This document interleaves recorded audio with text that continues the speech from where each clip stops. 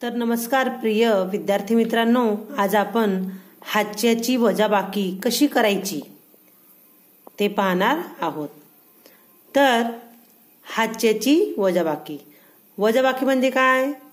तर मोठ्या संख्येतून लहान संख्या वजा करणे म्हणजे कमी करणे होय। ओके, आता पहा, पहिलं जे गणित दिलेलं आहे तुम्हाला 25 वजाबाकी वजा 19।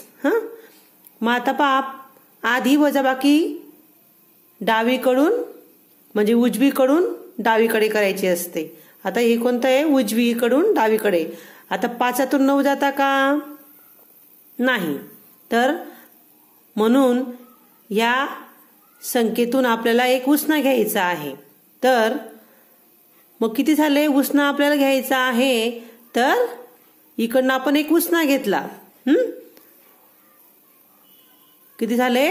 15 घेतले, 15 झाले। हा उसना गेलेला परत करायचा। तर 15तून 9 गेले, किती उरले? मोजा बरं।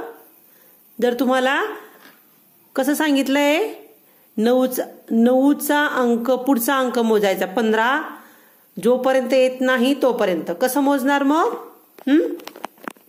हे पहा, आता आपल्या हाताची बोटे किती आहे? 5। आता 9, 10, 11, 12, 13, 14 आणि 15, 5 हे 5 झाले आणि एक 6, किती उरले मग? 6। ओके, आता आपण जो हातचा घेतला उसना घेतलेला तो परत केलेला आहे, मग एकातून एक गेला 0। आता तशाच प्रकारे आपण दुसरं उदाहरण पाहूया। 43 वजा 28। आता 3तून 8 जाता का? 3 लहान आहे की नाही 8 पेक्षा? मग जातील का? नाही। आता या गणितामध्ये जसं आपण उसना घेतलेला आहे या संख्येतून, तर याच्यातून आपण उसना घेऊया 1 आणि हा 3 वरती। तर उसना घेतलेला वापस करायचा परत। 4तून 1 उसना घेतला, किती उरले? 3। मग आता 13तून 8 गेले, परत तसं करा। 8ची पुढची संख्या म्हणायची 9, 10, 11, 12, 13।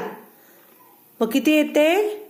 1, 2, 3, 4, 5, किती उरले मग? 13तून 8 गेले 5, बरोबर की नाही?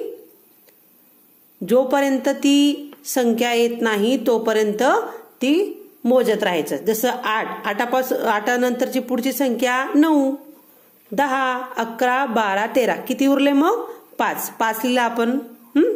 नंतर तो हातचा आपण परत केलेला होता। 3तून 2 गेले 1,